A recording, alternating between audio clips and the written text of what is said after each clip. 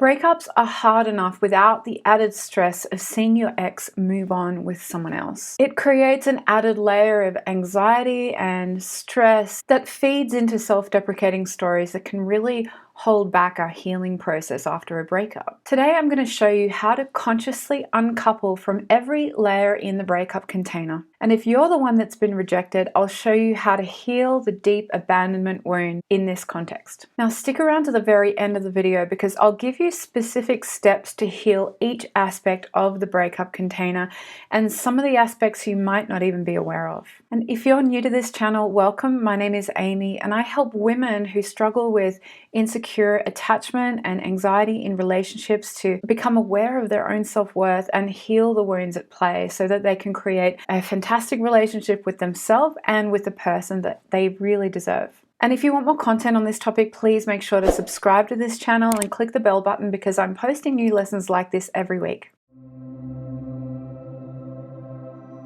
Before we get started, I want to let you know that a few places on my calendar have opened up for a free strategy call with me for the Love by Design program. If you want to know how to access that, stick around to the end of the video and I'll show you how. A breakup has so many parts to it that are really painful and require conscious grieving and healing and time. And having the added pain of seeing your ex move on quickly can just feel like too much. Now, in a regular breakup where that doesn't happen, you've got to grieve the loss of the relationship and you've got to go through physical symptoms of withdrawal. And then if you were the one that was rejected or dumped, you've got that layer of having to consciously uncouple from someone that you love, which I'll talk about in the lesson. So then you add another layer on top of that when they move on quickly with another person, which touches a really deep nerve around our own self-worth. So you might have stories running like, I must not have meant so much to them, or there's something really wrong with me that they could just move on so quickly, or even, they were the one and since they didn't want me, I can never have a relationship and be loved. Now, the generic advice here, which is that it's not about you, it's about them, is most likely true, right? They've made some decisions and choices that have absolutely nothing to do with you. They maybe want to ignore their problems or they can't stand being alone, so they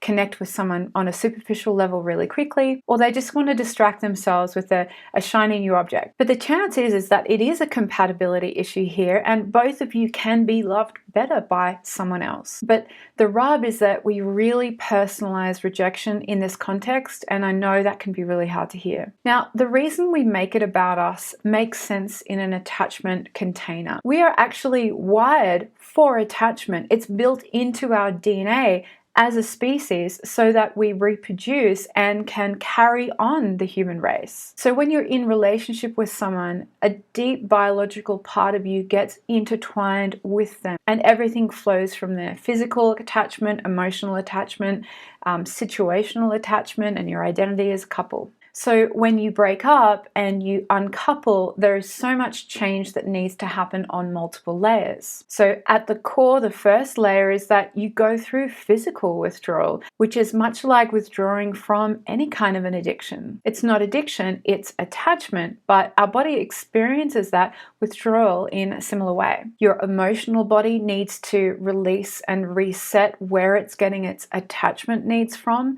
Previously, your ex was a source of those healthy attachment needs, and now they're no longer a source. So that part of you needs to reset and find nourishment from other sources. And then we add this layer on top, which is incredibly painful. They've moved on. They've made it through this process so quickly.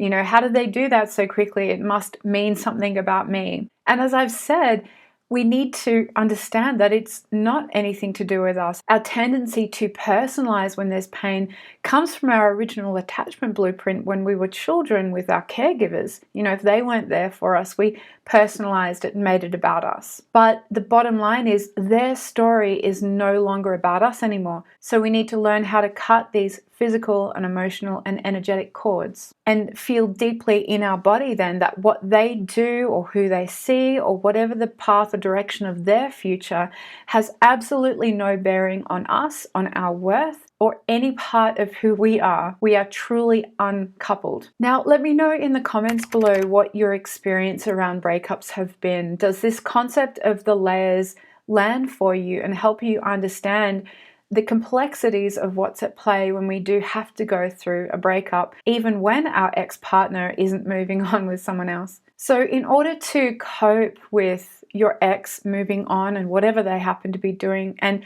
to fully let go of them, you need to practice intentional conscious uncoupling. So let's start at the top layer. This is the story that we've created, that because they've moved on quickly with someone else, it has something to do with us and our worth. Now, this top layer is what I call the story layer. We as human beings are so wired to create stories and meaning around things that happen in our day-to-day life, and it is natural for us to have this grand story about them moving on quickly, and we embed that into our identity. Now, the important thing to know is the story that you've created around you having a beautiful, healthy, conscious partnership with another person doesn't have to go away. You don't have to let go of that story. You just have to switch out the role of the person that was in it when you were creating it with your ex, and switch it out for someone new in the future when you've gone through the healing stages. Now, in order to fully go through the healing process around the story layer, you need to take every aspect of that story that you had created with them and consciously let go of the memories and the parts of that story that were connected to them. A great way to do this is to ritualize the letting go process. So as something pops up in your memory, as you get that tug and that pull of something that was great or something that was bad, a great way to ritualize it is to write it down on a piece of paper and to burn it, and to really energetically release it as you see that paper burning. A great mantra for that is, thank you, but that is no longer for me. So over the weeks and months of breakup, you'll notice those little memories pop up like light bulbs. And in that moment, you can take a minute to say, thank you, that is no longer for me. Then you want to start replacing and cultivating your new story that doesn't have your ex in the role of partner, but can create a space for a new person to step in. It's a story that will attract the kind of relationship you now know that you want, with the knowledge you have of your past relationship, and you're creating a space for a figure, a person who aligns with the values and attributes you now know that are more aligned with what is right for you in a partnership. So allow this to unfold over time as you reflect and let go on your past relationship. Start collecting evidence and information about what values are now more aligned with you according to where you are currently in your life and your healing journey. And the bulk of the work in this top layer is going to be really releasing the story layer that is really intricately tied to your ex. The next layer you need to start to look at and heal is your emotional layer, your emotional home, where you inhabited internally when you were in that relationship with your ex. You now need to shift and change it to be a home where you only inhabit. You know, when you break up from someone, you are single. Fully acknowledging and embodying what it is to be single means that you learn to nourish yourself and connect with other people on a platonic level. We're not falling into old habits and trying to still get our intimate emotional needs met by our ex because it's fun and exciting, or by new people when we're not fully ready to. Being single means that you learn to meet your own intimate emotional needs, and you have a support network of friends and family and people around you that you reach out to on a platonic level. It's like becoming your own independent ecosystem, like a terrarium, right?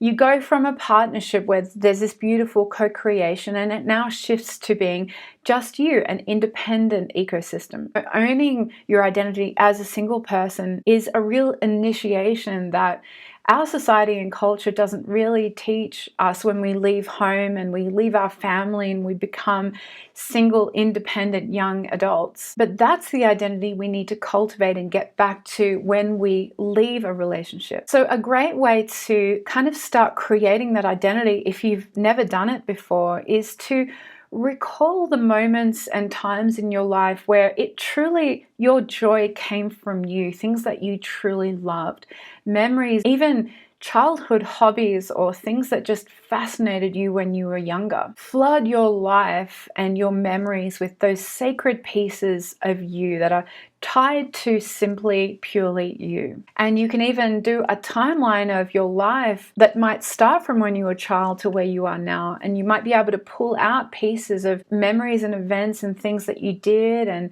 experienced that brought you an internal sense of absolute joy. And another layer to add on top of the existing identity that needs to be refreshed within you is to create a new growth edge for yourself by seeing areas in your life where you can challenge yourself to become a newer version of who you were. For example, you might try something you've never done before, like group sport or becoming a public speaker or learning an instrument or a language. Those growth edges can really help kind of create this concept of your identity that will put you on the path of moving forward and really leaving behind the old identity that was connected with your ex. Now, the core layer that we need to heal and bring our attention to is our physical layer. And physically, when we break up with someone, we are going through a withdrawal, like a detox. And just like any kind of detox or withdrawal,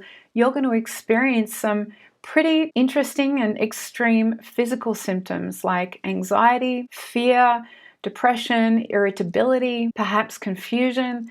And physically, you might be experiencing fatigue or memory loss or loss of appetite. Now, none of these physical symptoms that you're going through have any meaning on them other than you're detoxing from your relationship. You're detoxing from being attached to someone who can now no longer provide you with healthy attachment nourishment. In fact, your ex is now effectively a toxic source of nourishment, and when you go and reach out energetically to them to try and recreate what you had in your past, you're hurting yourself more than your ex and more than anyone else, because it can never fully nourish you in the way that you now need to nourish yourself. So I've unpacked the principles of conscious uncoupling and shown you the layers of the breakup structure and how to heal and give your attention to each of them as you move forward with your life. And there are more parts of this journey to creating secure attachment within yourself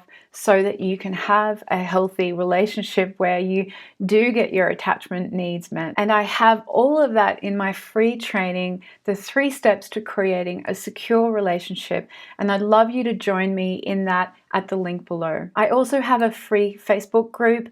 The link to that is below. And if you would like to have a one-to-one session with me, which is free for the Love by Design group program, you can submit your application at the link below. Please let me know in the comments how you found today's training video. Did that help you with the aspect of a breakup, and what parts of it did you not know about until now? And please like this video as well. It will really help this channel out to spread this information out to more people. And here are some next step videos for you that I mentioned in the lesson today for you to go on and keep learning about how to create a secure, healthy relationship with yourself so that you can create that with a partner you really deserve.